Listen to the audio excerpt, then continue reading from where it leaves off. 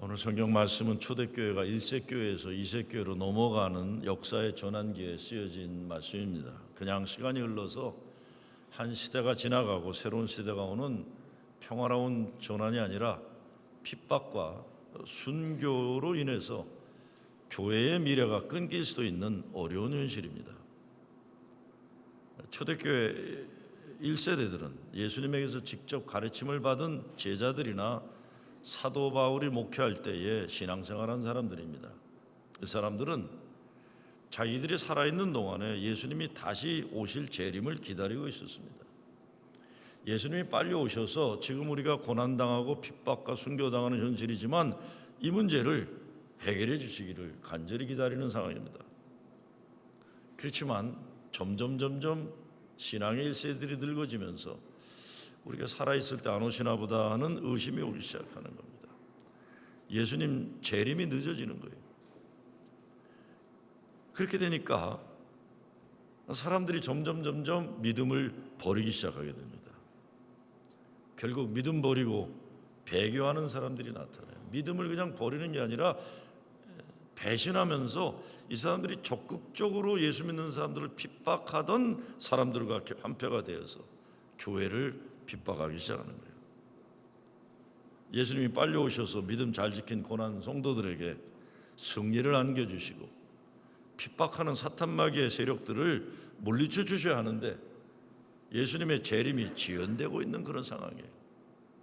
바로 이와 같은 고난의 역사적 상황에서 사도 바울이 외치는 말씀입니다. 인내로서 우리 앞에 당한 경주를 경주하자.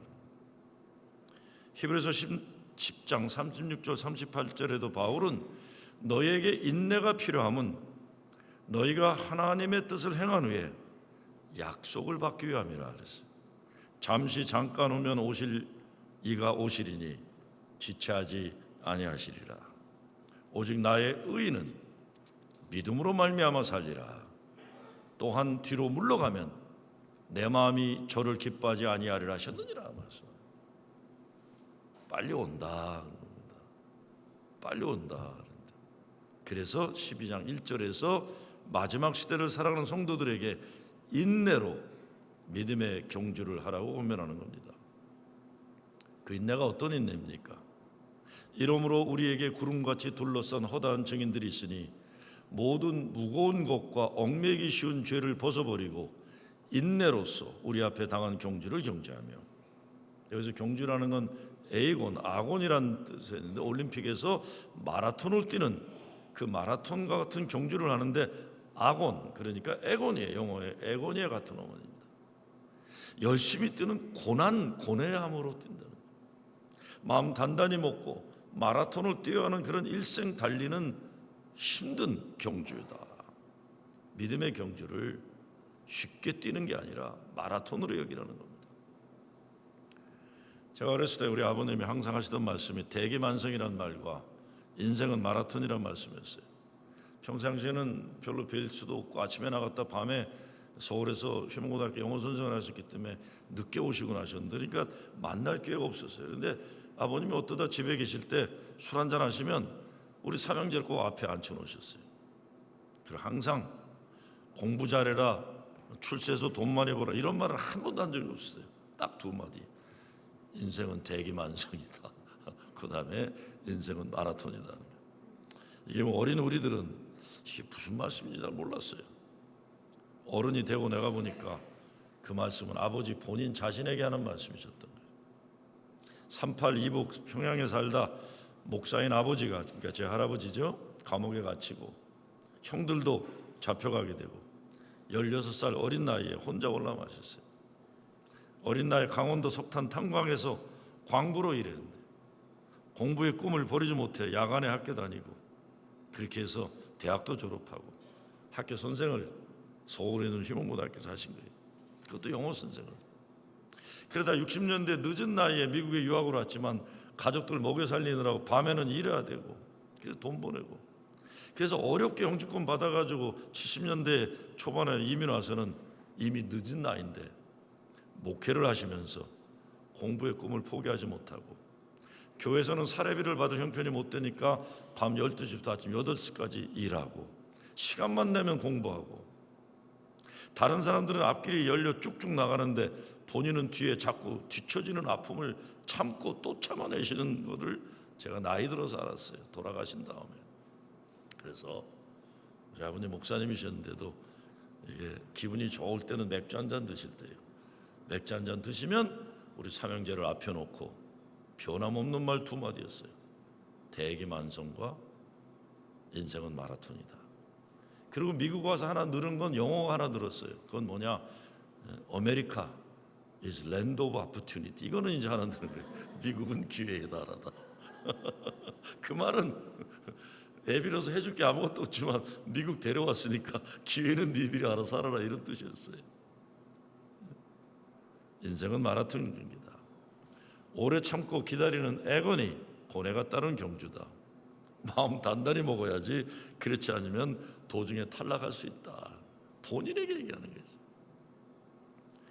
제가 보스턴 대학에서 신학대학원을 다닐 때 매년 보스턴 마라톤이 있었습니다. 그래서 제가 살던 기숙사 뒤가 백베이라고 해서 야구장이 있는 데인데 거기가 코스 중에 하나였어요.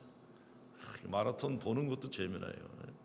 그런데 보스턴 마라톤에는 죽음의 언덕이라는 데가 있습니다. 죽음의 언덕은 어디냐면 웰슬리 대학, 여자 대학인데 미국의 최고의 며느리감이 있다는 게 다 거기에요. 힐러리 클린턴도 거기 나왔고 밥돌 상원의원 부인도 거기. 미국의 최고 며느리감이 아직도 나온다는 학교가 거기입니다. 웰슬리가 여자 대학으로 명문이에요. 그런데 보스턴 마라톤을 하면 선수들이 이렇게 페이스 지켜서 뛰다가 웰슬리 대학 앞을 지나가면 그 이쁜 여학생들이 박수를 치고 환호를 하니까 그때부터는 100m 달리기 뛰듯이 뛰기 시작하는 거예요.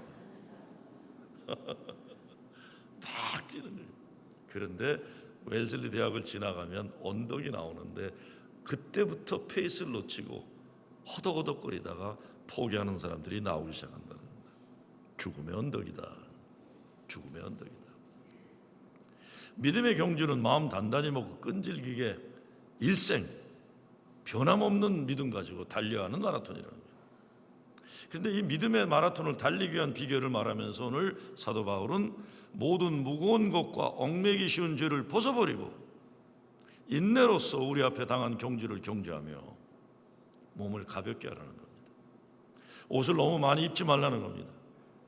오늘이 2019년도 마지막 주일인데 모든 무거운 것과 얽매기 쉬운 죄를 벗어버리고 무구네를 떠나야 새해 제대로 된 믿음의 경주를 할 수 있습니다. 우리 교회도 묵은 것들이 많아요. 묵은 것들이 예수 믿는데 아무 도움이 되지 않은데 아무 의미 없는 건데 습관화되어 있고 문화가 되어 있고 몇몇 사람들이 중요하기는 묵은 것들이 많아요. 이거를 떨쳐버리지 못하니까 뛰기가 어려운 거예요. 무거운 게 질질 끌려다니는 게 많아요. 영어로 초과되는 짐을 엑세스 베이지라고 해요. 인생 살아오면서 버려야 하는데 버리지 못하고 질질 끌고 다니는 무거운 짐, 아픈 상처, 이 개인이나 가정이나 교회도 똑같이 있어요. 부끄러운 과거, 잘못된 옛 습관, 이런 것들이에요. 이런 것들이 너무 무거워서 앞으로 나가지를 못해요. 질질 끌려 사는 거예요. 믿음의 경주를, 이런 것들을 과감히 버려야 한다는 말씀입니다. 데이비드 시먼즈라는 사람이 Putting Away Childish Things, 어린아이 것들을 버려라는 목회 상담 책에서 Inner Child of Our Past, 내 속에 존재하고 있는 과거에 성장하지 못한 어린이, 이 애가 지금도 우리들의 삶에 영향을 주고 있다고 말하면서 어린아이가 성숙해져야만 어른답게 살 수 있다고 하는 겁니다. 오늘의 나를 유치하게 만들고 질투하고 시기하고 미워하고 못나게 만드는 내 속에 있는 과거의 어린아이가 하나님의 은혜를 체험하고 성숙해져야만 진정 성숙한 인간이 될 수 있다는 겁니다. 우리 속에 덜 자란, 덜 떨어진 영 못된 아이가 자리 잡고 있어요. 늘 자기 마음대로 안 되면 견디지 못하는 못난 아이가 우리 속에 있기 때문에 나 자신도 괴롭히고 남들도 못 살게 군다는 겁니다. 부부싸움도 겉은 멀쩡한 어른들이지만 속에는 아직 성숙해지지 못한 여자아이가 있고 엄마가 돌봐주는 것만 바라는 못난 사내놈이 들어가 있기 때문에 애들끼리 싸우는 것이라는 거예요. 근데 이런 아이들이 나이가 30이 되고 40이 되고 50이 되고 60이 되고 그 넘어서도 결혼해서 부부가 되고 또 아이를 낳아 부모가 되었다고 하지만 덜 자란 아이가 그 속에 있다는 거예요. 덜 자란. 그래서 겉모습만 나이만 어른이지 속사람은 철없는 아이가 되다 보니까 아이들을 노엽게 하고 아이들을 아프게 한다는 겁니다. 집안에 부모가 그러면 아이들 고생해요. 교회에 목사가 장로들이 그러면 교인들 고통당해요. 나라 정치하는 사람들이 그러면 국민들 욕보는 겁니다.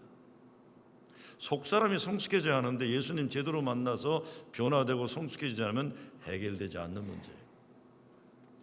저도 제가 자라면서 몰랐던 내가 가지는 문제들이 있는 걸 발견한 적이 있어요. 제가 40 중반까지요, 저희 아버님 세대 분들하고 가깝게 지내질 못했어요. 목사가 되었어도. 이유는 나는 몰랐어요. 그거를 20대 30대 지나면서 몰랐어요. 40 중반에 내가 공부를 하면서 깨닫게 된 게 내 속에 어떤 애가 있냐면 아버지하고 오랫동안 떨어져 살다가 고등학교 때 만난 거예요. 그렇죠? 미국에서.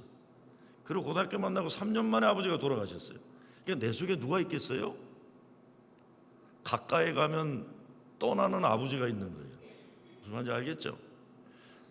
내가 아버지와 관계가 나빴다가 정신 차리고 아버지를 가깝게 하려고 그랬더니 돌아가신 거예요.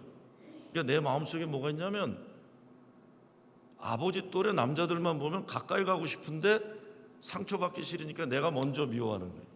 무슨 말인지 아시겠죠? 그걸 40 중반에나 깨달았어요. 그러니까 그 문제가 있으니까 사람 관계도 잘 못하고 못하는 거예요. 이런 게 많아요. 우리 속에 다 있는 거예요. 저도 있고 여러분도 있는 거예요. 이거를 예수님 만나 치유받아야 어른이 어른답게 살 수 있다는 걸 얘기하는 겁니다. 그리고 죄의 문제입니다. 얽매이기 쉬운 죄를 벗어버리려고 그랬어요. 죄 때문에 우리가 달리다 넘어지는 거예요. 무겁게 하는 거예요. 그래서 하나님의 은혜에 대한 확신을 가지고 뛰어야 하는 겁니다. 하나님이 나를 사랑하시고 나의 죄를 용서하셨다는 복음의 확신이 있어야 장애물을 내려놓고 뛸 수 있다는 거예요. 죄는 우리를 걸려 넘어지게 해요. 여러분 2019년도 마지막 주일인데 여러분이 어떤 죄를 졌어도 오늘 이후부터는 예수 믿는 믿음으로 그리스도 안에 있으면 뭐가 없다고요? 정죄함이 없다고 그랬어요. 이제 다 자유하시고 지난 과거 자꾸 들춰내지 말고 2020년도 새롭게 여기 땅 하는 거예요. 새롭게 나는 예수의 사랑으로 은혜로 고침받았고 사랑받았고 용서받았다. 나를 자꾸 정죄하지 마라. 여기 땅 하는 거예요. 2020년 새해가 코앞에 왔어요. 우리가 짊어지고 살아온 무거운 쓰레기들, 못난 짓들, 얽매이기 쉬운 죄 다 내려놓고 주님만 바라보고 새해를 향해서 경주의 경주를 다할 것입니다. 근데 우리가 달리는 믿음의 마라톤이 우리만 뛰는 외로운 경주가 아니라고 오늘 성경은 말씀해요. 뭐라고 합니까? 이러므로 우리에게 구름같이 둘러싼 허다한 증인들이 있으니. 그래서 하나님의 위대한 믿음의 영웅들이 선조들이 우리를 응원한다는 거예요. 우리에겐 안 보이지만 우리를 사랑했던 우리 부모님들 선조들이 천국에서 기도하고 계신다는 거예요. 이 교회를 위해서 우리는 지상의 성도, 천상의 성도들이 세상을 떠났지만 이 교회를 지켜내는 성도들이 지금 우리를 위해서 응원하고 있다. 그 말씀이에요. 히브리서 말씀은. 바로 이 응원에 힘입어서 교회들이 고난을 당하면서도 성도들이 당하는 고난 속에서도 인내할 수 있다는 거예요. 이러므로라는 건 11장 40절의 말씀을 받는 건데 11장 40절 말씀 이렇게 되어 있어요. 이는 하나님이 우리를 위하여 더 좋은 곳을 예비하셨은즉 우리가 아니면 저희를 온전함을 이루지 못하게 하려 하십니다. 그러니까 앞서 고난당하고 떠난 믿음의 선조들이 바로 오늘 믿음 생활하는 우리들이 잘 인내하는 믿음 지킴을 통해 그분들이 온전함을 이루게 된다는 말씀입니다. 우리 믿음의 조상들의 믿음을 살아있는 우리들이 헛되이 하지 말아라는 말씀이 여기 있는 겁니다. 이게 지금 너 잘해라 그런 거예요. 저한테. 제가 제 아버님에 대한 이야기를 설교에 자주 하는 이유가 있다면 딴 거 아닙니다. 돌아가시고 늦게 깨달은 불효 자식의 회개가 있어서 그런 거예요. 난 진짜 아버지하고 살아볼 기회도 없었어요. 어렸을 때 미국 오셨고 고등학교 때 만나고 3년 만에 돌아가시니 뭐 아버지하고 살아볼 날이 뭐가 있었겠어요. 그런데 그 짧은 시간에 내가 너무 못되게 놀았어요. 뭐 오늘은 시간 없어서 말씀 못 드리지만 진짜 못되게 놀았는데 좀 정신 차리려고 했더니 돌아가신 거예요. 여러분 가운데 부모님을 생각하며 회개할 것이 없는 분들은 뭐 아무 의미가 없을지 모르지만 저 같은 인간들에게는 오늘 사도 바울의 말씀이 내가 믿음의 마라톤 잘해야 되겠다. 믿음의 조상들과 그분들의 사랑과 희생의 헌신을 헛되이 하지 말라는 말씀이 나 개인에게 주신 말씀으로 나에게 주신 말씀입니다. 우리에게 구름같이 둘러싼 허다한 증인들이 있으니 모든 무거운 것과 얽매이기 쉬운 죄를 벗어버리고 인내로서 우리 앞에 당한 경주를 경주하며. 그런데 무엇보다 우리를 응원하시는 가장 중요한 분이 계시는데 예수 그리스도라고 바울은 얘기하는 겁니다. 이분이 2절 말씀에 보면요, 그래서 어떻게 돼 있어요? 믿음의 주요 또 온전케 하시는 이 예수를 바라보자. 예수를 바라보며 우리 앞에 놓여있는 믿음의 경주를 달려가라. 오직 믿음의 목표를 향해 좌로 우로 치우치지 말고 앞만 바라보며 가라는 겁니다. 바라보라는 아포리아오라는 말씀의 뜻은 다른 어떤 것에도 한눈 팔지 말고 예수에게 눈을 고정시키라. Fix your eyes upon Jesus. 그분만 바라보라. 여러분 어려움 당할 때 누구를 바라보십니까? 복음성에 보면 괴로울 때 주님의 얼굴 보라는 찬송이 있어요. 괴로울 때 주님의 얼굴 보라. 평화의 주님 바라보아라. 세상에서 시달린 친구들아 위로의 주님 바라보아라. 눈을 들어 주를 보라. 내 모든 염려 주께 맡겨라. 슬플 때에 주 예수 얼굴 보라. 사랑의 주님 안식 주시리. 삶에 닥쳐오는 어려움의 현실이 있다면 막을 길이 없어요. 가끔 전화 받아요. 목사님, 제 비바람이 불어닥치는데 피할 곳이 없네요. 어떻게 해야 되죠? 그럼 가만히 서서 비바람 맞아야지. 들판 한가운데 피할 곳이 없으면 비바람이 오면 맞고 서 있어야지. 어떻게 돼요? 그냥 맞아라. 어떻게 해요? 그냥 맞아. 비바람 지나간다. 비바람 지나가고 나면 넌 그만큼 강한 사람 되는 거다. 목사님은 어려움이 없으시니까 그러시죠. 내가 속으로 이놈아, 나도 어려움 다 경험했다. 그냥 비바람 맞고 서 있는 거다. 온갖 말 듣고 있는 거고 온갖 눈빛 다 받아내는 거고 그 지나가면 그만큼 든든한 사람이 되는 거죠. 예수 그리스도를 바라보고 이겨내는 거죠. 예수님은 우리의 믿음의 주여 또 온전케 하시는 이라고 했어요. 그분이 우리의 믿음의 주이신 것은 예수님이 우리가 영원한 살 길을 열어주셨기 때문에 그분이 길이요 진리요 생명이시기 때문에 온전케 하시는 이 예수님, 바로 예수님 말씀에 순종하면서 그 말씀을 따르면 우리가 온전케 된다는 거예요. 온전하다는 것은 망가진 것이 고쳐진다 이런 뜻입니다. 찢어진 것을 꿰맨다 그러니까 이 바느질에서 꿰맨다는 뜻이 오늘 우리 인생이 새롭게 고침받을 수 있다는 것이에요. 고침받는 것만이 아니라 제대로 하나님 만드시는 위대한 걸작품이 된다는 것입니다. 중요한 것은 우리의 눈이 십자가 달려 돌아가신 예수 그리스도에게 고정이 되면 우리는 인내로서 우리 앞에 당한 경주를 경제하며 비결을 터득하게 되는 것입니다. 꿰매는 거예요. 요즘은 구두방 장사 잘 안 되죠. 그렇죠? 왜? 자꾸 새 신발 신고 버리잖아요. 그런데 옛날 동네들 가면 아직도 미국 사람들 구두 그냥 고쳐 신습니다. 그렇죠?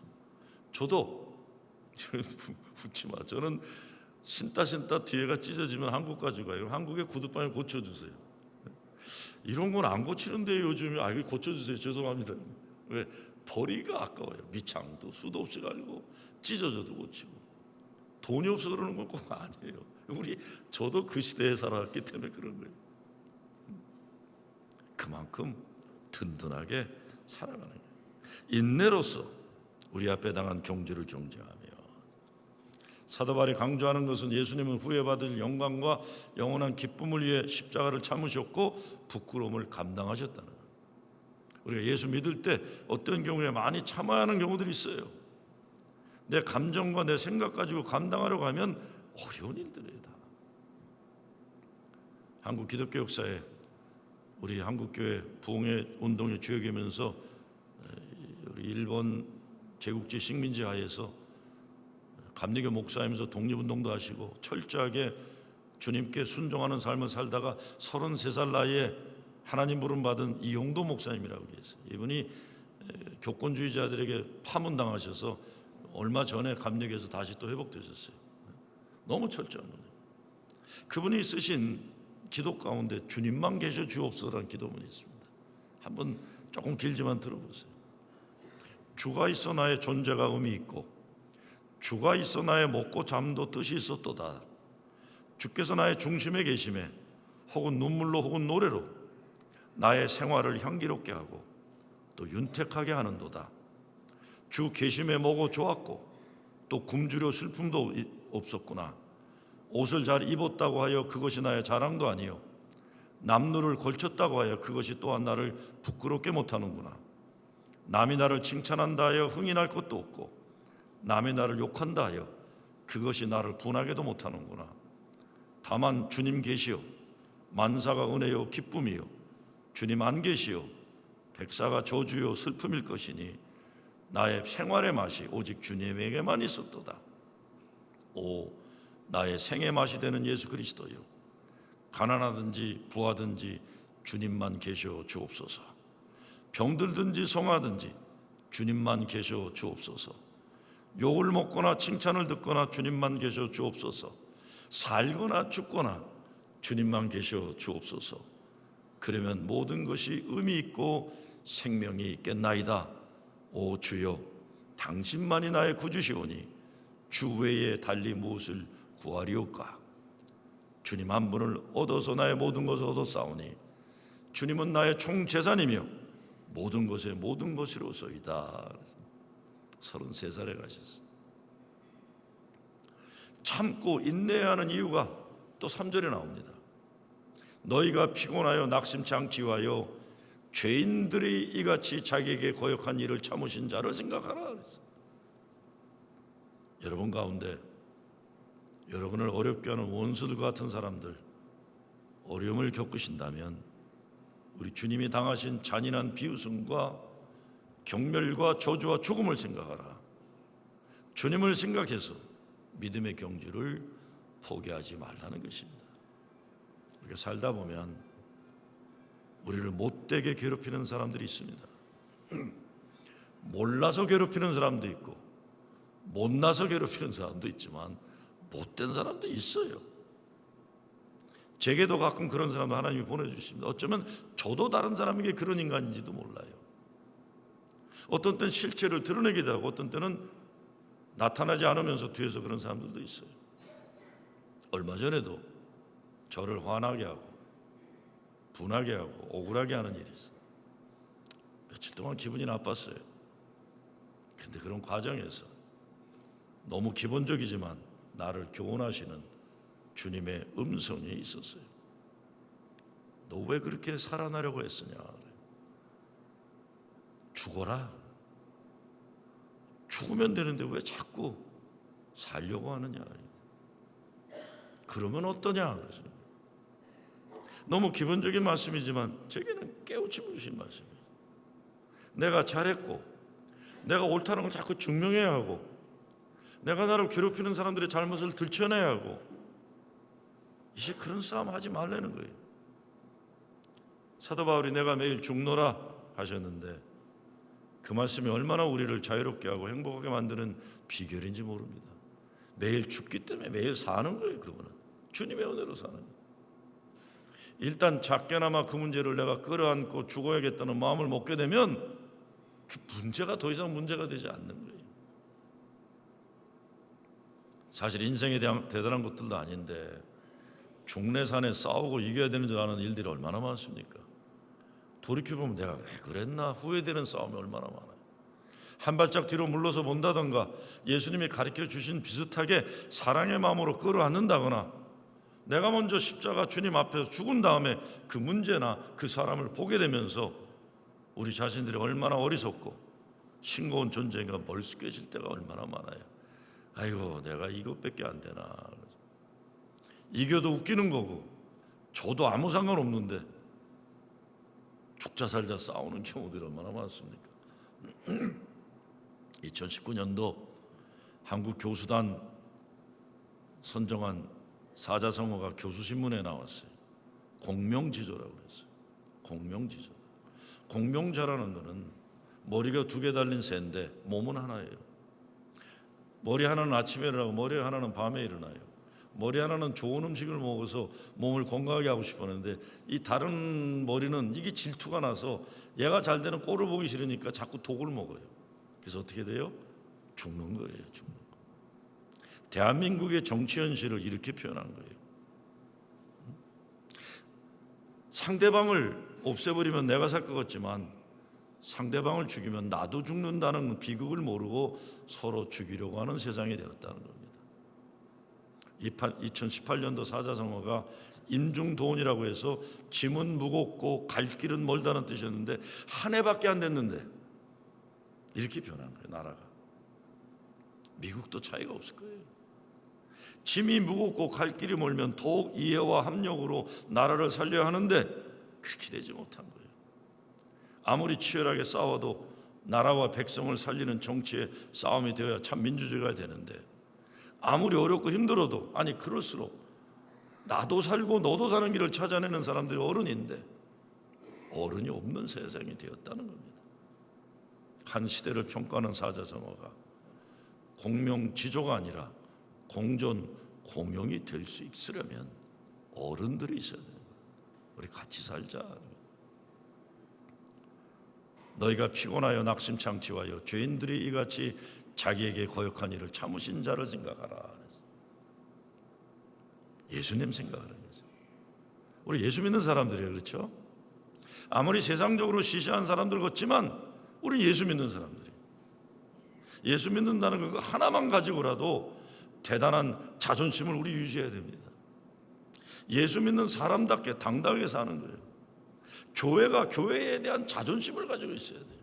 이렇게 시시한 곳이 되면 안 되는 거예요.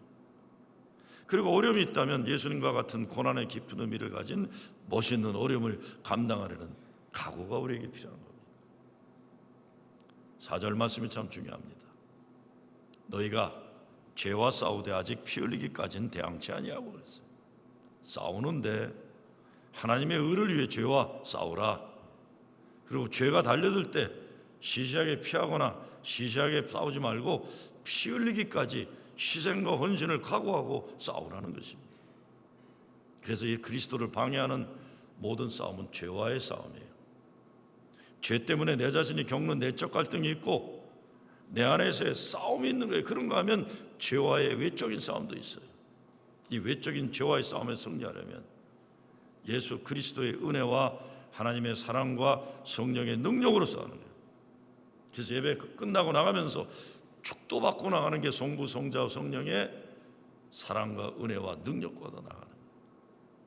세상에 나가 믿음으로 승리하기 위해서 그런 겁니다. 올해까지는 몰라도 내년부터는 축도 끝나기 전에 축도 시작하면 나가는 건 웬만하면 하지 마세요. 이멀전시가 아니고 예배 마지막까지 계셔야 되는 거예요.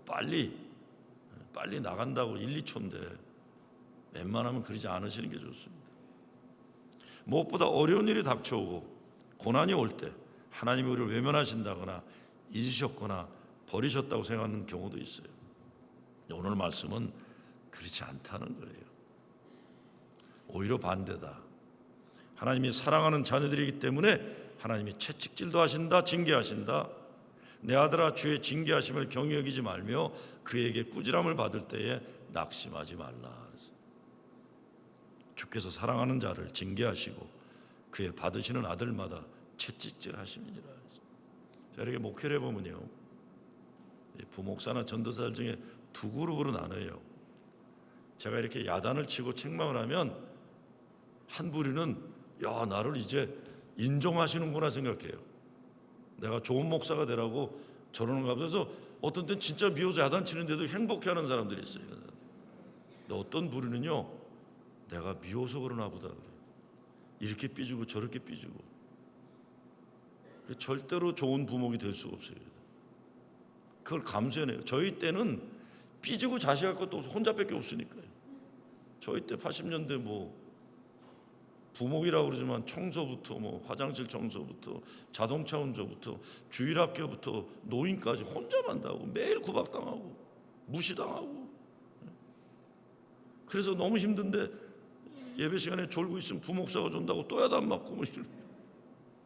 근데 하나만 놓고 가르치신 거예요. 우리 신앙생활도 그렇습니다. 신앙생활도 주께서 그 사랑하는 자를 징계하시고 그의 받으시는 아들마다 채찍질하심이니라.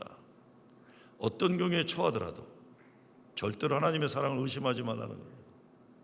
어렵고 힘들고 아플 때일수록 하나님 함께 계시고 사랑하신다는 것 확실하게 붙잡으라는 겁니다. 하나님의 징계는 목적이 있다는 거죠. 10절 말씀에 보면 하나님이 우리의 유익을 위하여 그러신다고 했어요. 특별히 그의 거룩하심에 참여케 하시느니라. 세상의 아버지 어머니도 자녀를 사랑하셔서 징계하시는데 하나님의 징계는 더욱 큰 사랑이요, 우리를 거룩하심에 참여케 하시는 사랑 가운데 큰 사랑이란 말씀입니다. 그러니까 더욱 순종하라는 것이죠. 하나님의 징계하심의 큰 뜻과 원칙을 발견하라.